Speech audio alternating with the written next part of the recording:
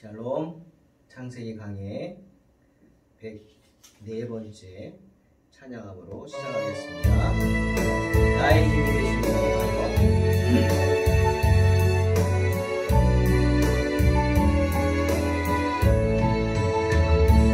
나의 힘이 되신 여호와여, 내가 주님을 사랑합니다.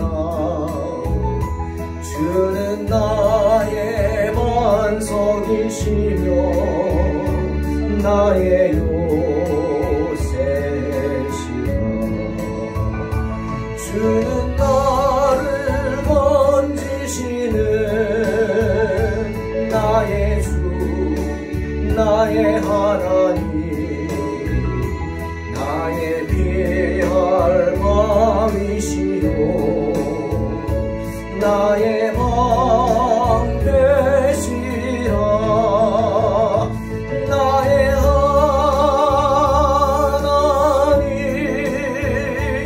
나의 하나님,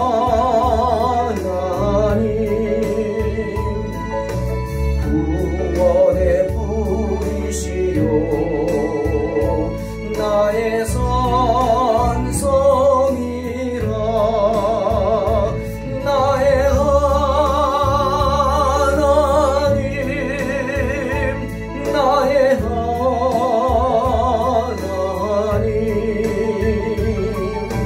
생명의 멸류관으로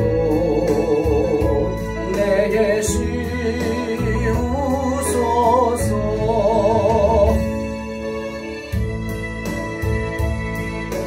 나의 힘이 되신 여호와여, 내가 주를 사랑하나이다.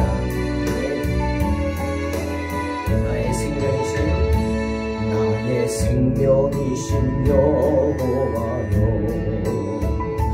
내가 주님을 찬양합니다. 주는 나의 사랑이시며 나의 의지이시라. 주는 나를 이끄시어 주의 길 인도하시며 나의 생의 목자 되시니 내가 따름이라.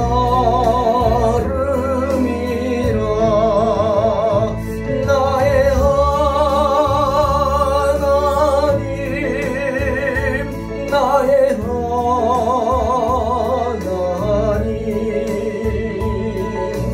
구원의 뿌리시요 나의 산성이라. 나의 하나님, 나의 하나님,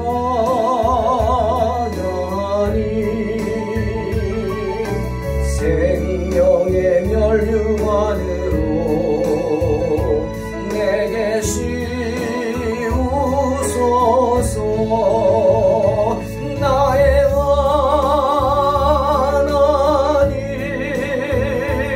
나의 하나님,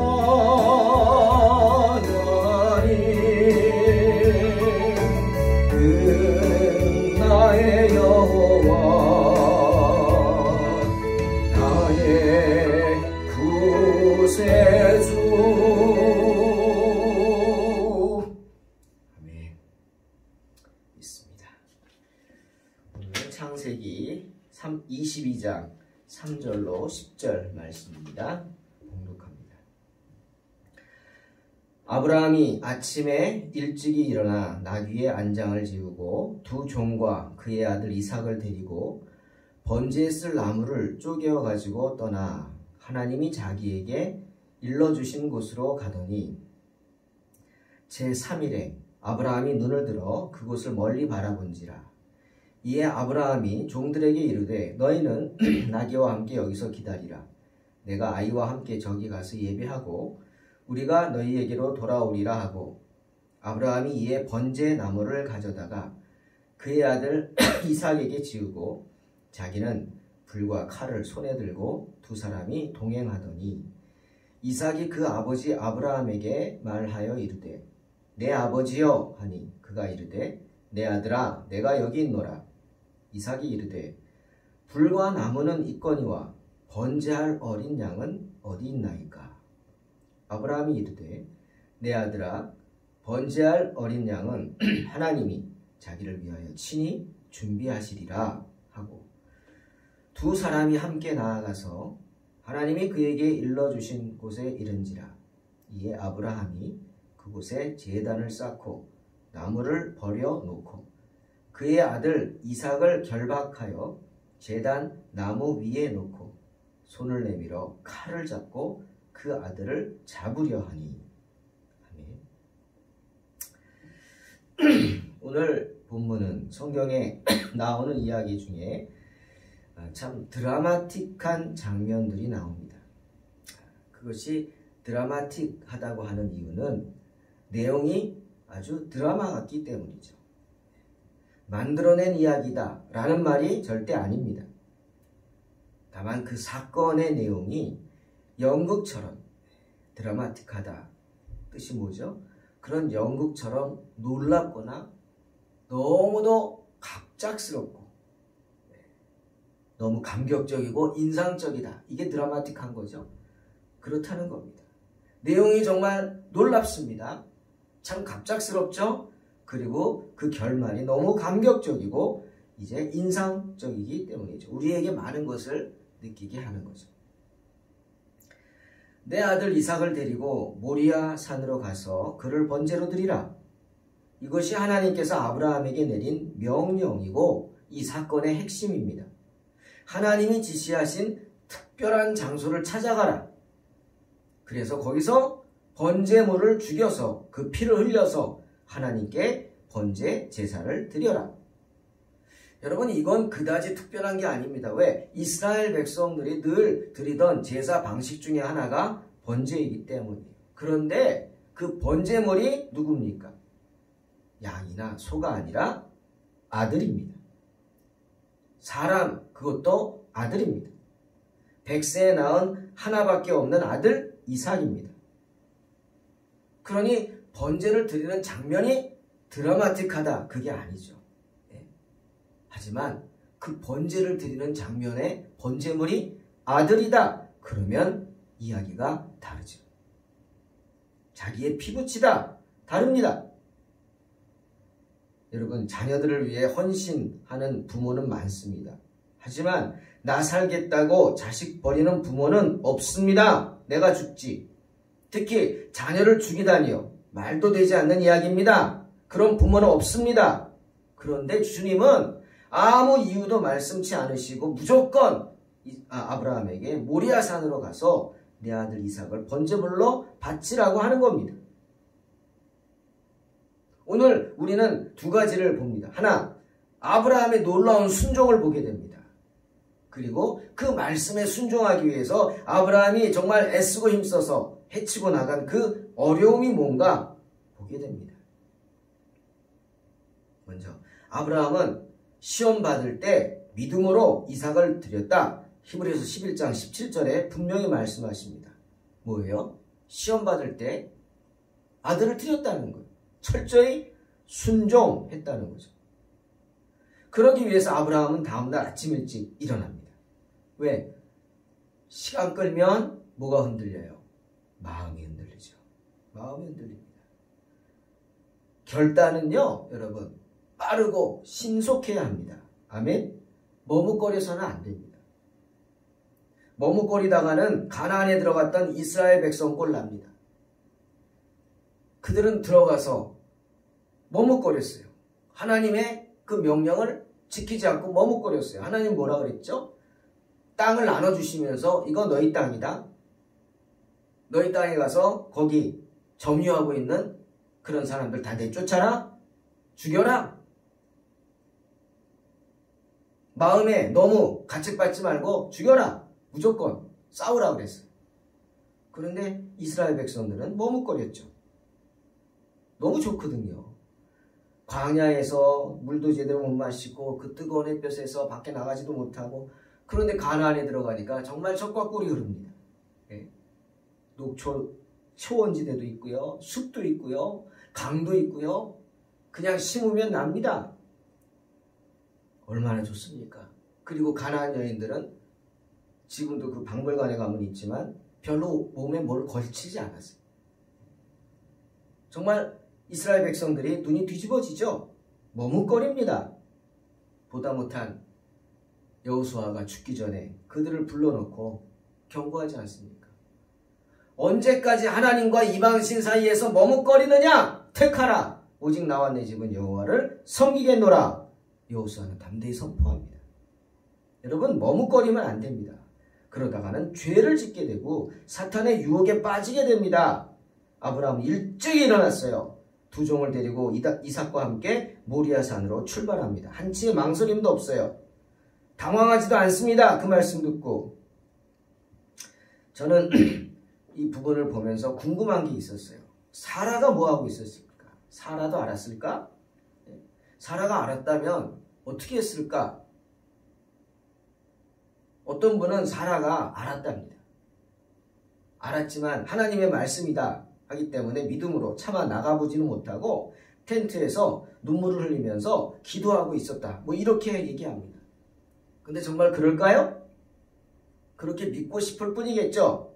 저는 아니라고 생각합니다. 성경을 보면 아닙니다. 성경은 사라에 대해서는 언급하지 않지만 그 부분을 아브라함의 마음을 통해서 알 수 있습니다. 왜? 이것은 아브라함과 하나님과의 사이의 문제이기 때문에 사라가 개입할 문제가 아닙니다. 그러니 아브라함이 사라에게 이야기했을 리 없죠. 얘기했다가는 어떻게 돼요? 맞아 죽기 하겠습니까마는 가만히 있지 않겠죠. 저 양반이 120세가 돼가더니 노망이 들었나? 난리가 날 겁니다. 당연히 그렇게 되겠죠. 말 안 했어요. 그리고 일찍이 일어납니다. 히브리서 11장 1절 믿음은 바라는 것들의 실상이요 보이지 않는 것들의 증거라는 말씀 아시죠? 믿음은 보이지 않는 것들의 증거다. 묵상해 보십시오. 오늘 그 말 속의 의미는 믿음이라는 것은 하나님과 나와의 사이의 관계일 뿐입니다. 내 믿음을 누가 알 수 없어요. 누가 알아주기를 바라지도 않고요. 그냥 하나님만 알아주시면 되는 게 믿음입니다. 나와 하나님과의 관계예요. 누가 개입할 여지가 없다고요. 그러니 누구랑 공유하기 힘듭니다. 아무리 사랑하는 아내라 할지라도 못합니다. 공유 못해요. 쉽지 않죠. 때문에 에스겔 18장 4절에서 주님 말씀하시죠. 범죄하는 그 영혼이 죽으리라. 맞습니다. 범죄하는 그 영혼이 죽는 거죠. 즉 하나님과 나와의 문제라는 거예요. 하나님과 한 영혼과의 문제죠. 내가 영혼을 살릴 수 있습니까? 살게 하는 그러한 방법은 말할 수 있어요. 복음을 전할 수는 있지만 믿고 안 믿고는 당사자가 하는 거예요. 아침 일찍 일어났다. 바로 아브라함 믿음의 순종의 시작이었습니다. 자, 아브라함이 헤치고 나간 어려움들 봅니다. 첫째는 아브라함은요. 하나님의 뜻을 이해하려고 하지 않았습니다. 지적이라고요. 네. 상식적이라고요. 여러분 믿음은 상식을 beyond, 초월하는 겁니다. 할렐루야. 믿으시기 바랍니다. 아브라함은 이스마엘을 광야로 내쫓을 때 그 이유를 알았습니다. 왜? 하나님이 이유를 말씀해 주셨어요. 약속의 자녀가 아니다 이거. 그런데 지금 그보다 더 큰 엄청난 일을 합니다. 아들을 번제물로 드리는 엄청난 일을 하는데 하나님은 이유를 말씀하지 않으십니다. 왜 하나밖에 없는 아들을 죽여야 하는지, 또 분명히 하나님이 아브라함에게 이삭에게서 나는 자라야 내 씨라 칭할 것이다 말씀하셨어요. 근데 지금 이삭이 한 15살쯤 됐어요. 결혼도 아직 안 했죠. 할 나이도 아니고. 근데 죽여요? 그럼 후손이 어디서 나오죠? 그런데 왜 죽이라고 하죠? 이해할 수가 없죠. 또 사라에게는 뭐라고 합니까? 하나님이 번제로 드리라고 해서 내가 이삭을 죽였어. 쿨하게 말하고 마나요? 끝나나요? 안 되잖아요. 또 다른 사람들한테, 또 이웃의 다른 사람들이 이삭이 하나님이 주신 선물인 줄 알아요. 100세에 낳은 아들, 정말 기적같이 낳은 아들, 사라가 90세에 낳은 아들, 그 할머니 중에 할머니가 낳은 아들, 기가 막힌 이야기죠. 그렇게 알고 있는데 그것도 아비가 아들을 죽여요? 그럼 다른 사람들이 하나님에 대해 어떻게 생각하겠어요? 아마 아브라함은 별의별 생각이 다 났을 겁니다. 하지만 이해가 되진 않지만 아브라함은 묻지도 따지지도 않고 무조건 순종합니다. 그리고 또 하나, 아브라함은 하나님의 일을 하는 데 있어서 육신의 정욕을 제어했습니다. 즉 철저하게 인간적인 감정을 배제했다는 것 때문에 믿음의 행위에 방해가 되는 종들을 남겨뒀어요. 종들 데리고 갔다가는 이삭을 죽이려고 번제를 바치는 걸 보면 종들이 아무리 종이지만 가만히 있겠어요? 예? 그 다음은 누구예요? 이삭이 자기들 주인이잖아요. 가만히 있겠냐고요. 때문에 두고 갑니다. 이삭에게 나무찜을 지운 채 올라갑니다. 가다가 번제물이 없는 걸 이상하게 생각한 이삭이 부릅니다. 아브라함을 뭐라고 불러요? 7절 내 아버지여 아버지 부르는 거예요. 아버지 아버지 여러분 아버지랍니다. 그 소리를 들은 아브라함의 마음이 어땠겠어요? 지금 얘를 죽이러 가는데 나보고 아예 모르는 사람이면 또 모르겠지만 그것도 그렇지만 아버지 하고 부릅니다. 내 아들이네. 내 아들이. 그뿐입니까? 이삭이 구체적인 문제를 지적합니다. 아버지, 불과 나무는 있는데 번제할 어딨냐 어디 있습니까? 정확하게 아픈 부분을 찌릅니다. 괴로운 질문을 하는 거예요. 여러분, 아브라함의 마음이 어땠을까요? 9절에 아브라함이 하나님이 일러주신 곳에 이르렀어요. 그곳에 제단을 쌓았어요. 나무를 버려놓고 번제로 드리기 위해 이삭을 묶습니다. 여러분 성경에 보면 4절에 제3일에라고 그랬어요. 즉 이삭을 데리고 3일 길을 산을 오른 거예요. 그럼 그 3일 내내 아브라함은 무슨 생각을 했을까? 그 마음속에 별의별 감정이 다 일어날 겁니다. 인간적인 생각, 그것이 정욕이죠. 감정 다 일어났을 거예요. 야 이게 맞냐? 진짜 이거 하나님의 소리가 맞아? 내가 너무 나이가 많아서 사탄이 말하는 꿰매 넘어가는 거 아니야? 별의별 생각이 다 났겠죠. 얼마나 괴로웠겠어요. 근데 이제 도착해서 정말 나무를 버려놓고 이삭을 번제로 드리려고 합니다. 여러분 이삭은 어린아이가 아니죠. 한 15살쯤 됐어요. 건장한 청년이에요. 청소년이죠. 장작을 자기가 이고 올라갈 정도. 애들이 장작을 이고 번제할 나무를 이고 어떻게 올라가요? 근데 이삭은 그걸 지고 올라가요. 그런 날이에요. 그런데 아비가 너 번제물로 잡겠다고 묻고 있는데 가만히 있습니다. 기가 막히죠. 예? 아버지가 노망이 들었나? 라고 하지 않습니다. 그냥 가만히 있습니다. 성경을 보십시오. 반항을 안 해요. 왜일까요? 왜일까요? 이삭도 알았던 겁니다. 이게 하나님의 뜻이구나. 아마 아브라함이 아들 이삭을 묶을 때 정말 이해하지 못해서 의아해하는 자기 아들을 묶을 때 어떻게 했을 거예요? 묶기 전에 껴안고 통곡을 하지 않았겠습니까? 그 100세에 얻은 귀한 아들을 안고 막 통곡을 했을 겁니다. 그리고 이야기했을 거예요. 아, 이삭아, 정말 미안하다. 정말 미안하다. 하지만 너를 번제물로 드릴 수밖에 없어. 하나님의 명령이야. 나는 순종해야 돼. 너도 알지? 하나님 말씀엔 순종하는 거야. 이해할 수 없어. 아니, 이해하려 해서는 안 돼. 미안하다. 미안하다. 하지만 나는 믿어. 넌 죽지 않는다. 아니, 죽어도 다시 살 거야. 하나님이 살려주실 거야. 왜? 하나님이 약속하셨거든. 너는 약속의 자녀야. 울부짖었을 겁니다. 여러분, 아브라함만 울었을까요? 이삭도 함께 울지 않았겠습니까? 껴안고 울었을 겁니다. 고통스럽죠.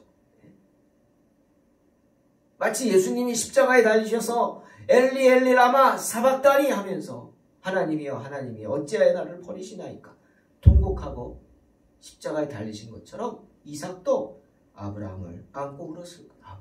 아버지 어찌 이러십니까? 하지만 어떻게? 아버지의 뜻이라면 받겠다고. 그리고 묶인 겁니다. 강제로 묶인 게 아니에요. 차분하는 마음으로 아버지를 신뢰하고 아버지의 하나님을 신뢰하는 마음으로 번제단에 누운 겁니다. 이삭이 눕자 아브라함은 망설이지 아니하고 즉시로 칼을 높이 듭니다. 10절 손을 내밀어 칼을 잡고 그 아들을 잡으려 했다. 성경은 분명히 말씀하십니다. 여러분 쇼가 아닙니다. 진짜입니다. 자, 정말 이 말씀을 통해서 우리가 귀한 사실을 한번 더 생각해 보겠습니다. 7절에 이삭이 물었죠. 아버지여 불과 나무는 있거니와 번제할 어린 양은 어디 있습니까? 이 질문을 좀 묵상해 보십시오.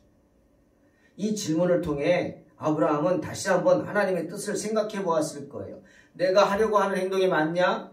진정 하나님이 이 아들 이삭을 번제물로 드리라고 하는 것이 맞느냐? 사탄의 말이 아니겠지? 진정 하나님의 뜻이겠지? 아브라함은 순간 깊이 생각하고 당황했을 겁니다. 하지만 아브라함은 하나님을 신뢰해서 이렇게 말하죠. 8절 내 아들아 번제할 어린 양은 하나님이 자기를 위하여 친히 준비하시리라. 여호와 이레입니다.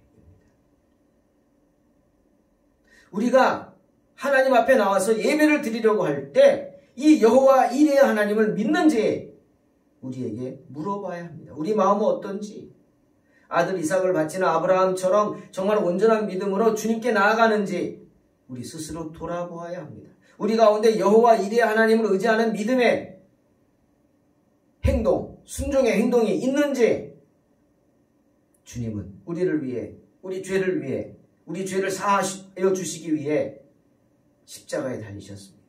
하나님은 우리의 죄를 사하여 주기 위하여 당신의 독생자 예수 그리스도를 묶어서 번제단에 불 위로 던지셨습니다. 주님은 그렇게 이삭처럼 아무 반항도 하지 않고 십자가에 던지셨습니다. 던져졌어요. 시편 17절에 이런 말씀이 있어요. 여호와여 주는 겸손한 자의 소원을 들으셨사오니 그들의 마음을 준비하시며 귀를 기울여 들으십니다. 맞습니다. 이렇게 할 수 있는 것, 아브라함이 아들을 이렇게 바칠 수 있는 것, 또 아들 이삭이 순종하는 마음으로 순순히 번제단에 묶여서 죽을 시간을 기다리는 것, 또 예수님이 십자가에 달리시는 것, 이건 다 뭡니까? 하나님께서 그 마음을 준비시키셨기 때문에 가능한 일입니다. 하나님이 귀 기울여 들으시고 그 마음을 준비시켜 주신 거예요. 그 마음을 예비하신 이가 바로 하나님이죠. 시편 51편 17절 하나님께서 구하시는 제사는 상한 심령이라. 하나님이여 상하고 통회하는 마음을 주께서 멸시치 아니하시리이다. 말씀하십니다. 아들 이삭을 바치는 그 아브라함의 그 찢어지는 마음과 아비를 믿고 순종해서 제단에 바쳐지는 아들 이삭의 그 뜨거운 눈물, 주님이 온전히 받아주신 줄로 믿습니다. 그것 또한 하나님께서 아브라함과 이삭을 위해서 준비한 훈련입니다. 믿음의 훈련이요, 그들을 더욱 성장시키기 위한 믿음의 단계인 줄로 믿습니다. 사랑하는 성도 여러분, 그 주님께서 신령과 진정으로 예배 드리기 위해 날마다 주의 전으로 나오는 저와 여러분, 이렇게 아침 큐티에 나오는 여러분의 마음도 준비해 주실 줄로 믿습니다. 아브라함이 이삭을 바치는 이 행위가 우리에게 무엇을 말씀하실까 생각해 봤습니다. 먼저 우리를 향한 하나님의 무한한 사랑을 보여주십니다. 독생자 예수 그리스도를 우리를 위해 십자가에 내어주신 그 하나님의 사랑을 생생하게 보여주는 장면이죠. 아브라함의 아픔과 이삭의 아픔을 통해서 하나님은 그 하나님의 아픔, 독생자 예수 그리스도의 아픔, 그것을 우리에게 생생하게 보여주고 계시는 것이 아닐까요? 이사야 53장 10절에서 이사야가 말했습니다. 여호와께서 그에게 상함을 받게 하시기를 원하사 질고를 당하게 하셨은즉 그의 영혼을 속건제물로 드리기에 이르면 그가 씨를 보게 되며 그의 날은 길 것이요 또 그의 손으로 여호와께서 기뻐하시는 뜻을 성취하리로다.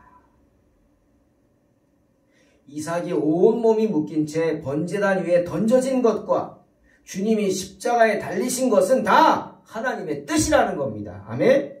그 희생을 통해서 하나님의 뜻이 이루어지고 저와 여러분이 죽지 않고 사는 것이고 동탄 소망교회가 이 땅에 세워진 줄로 믿습니다. 또 아브라함이 이삭을 바치는 이 행위를 통해서 하나님은 우리에게 주님을 향한 우리의 의무를 말씀하시는 거 아닐까요? 그런 무한한 주님의 사랑에 보답하기 위해서 저와 여러분은 무엇을 해야 합니까? 아브라함의 믿음의 발자취를 따라야 하겠죠. 아브라함처럼 믿음으로 말씀에 순종해야 할 줄로 믿습니다. 하나님 말씀에 순종해서 예수 그리스도를 위해 독차까지라도 버릴 수 있는 믿음을 가져야 합니다. 그 말은 뭐냐? 세상의 것들을 주님보다 더 사랑하지 말라는 겁니다. 주 예수보다 더 귀한 것은 없네. 예수밖에 없네. 아멘. 이 찬송이 날마다 우리의 입에서 흘러나와야 될 줄로 믿습니다. 성도라면 예수 그리스도를 위해 세상의 모든 것을 버릴 각오를 하라는 말씀이죠. 주님을 향한 그런 의무, 그것이 우리의 의무입니다. 이 세상의 그 어떤 것보다 것들을 주님을 보다 높여서는 안 된다는 것. 오직 예수밖에 없습니다. 사랑하는 성도 여러분, 세상이라는 불타는 장작더미 속에 던져진 우리는 언제나 하나님의 말씀에 대한 철저한 순종을 생각하며 살아야 합니다. 아브라함처럼 그리고 이삭처럼 온전한 믿음의 순종의 행위로 승리하는 저와 여러분 되시기를 주님의 이름으로 축원합니다. 아멘. 기도하겠습니다. 하나님 아버지 감사합니다. 오늘도 주님 앞에 나와서 말씀 앞에 서게 하시니 감사합니다. 우리의 연약함을 아시는 주님 불쌍히 여겨주시고 아브라함처럼 이삭처럼 정말 하나님의 말씀에 철저히 순종하면서 살아가는 복된 성도, 오늘 하루도 그런 믿음으로 승리케 하여 주시옵소서. 예수님의 이름으로 기도하옵나이다. 아멘. 믿음으로 승리하시기 바랍니다.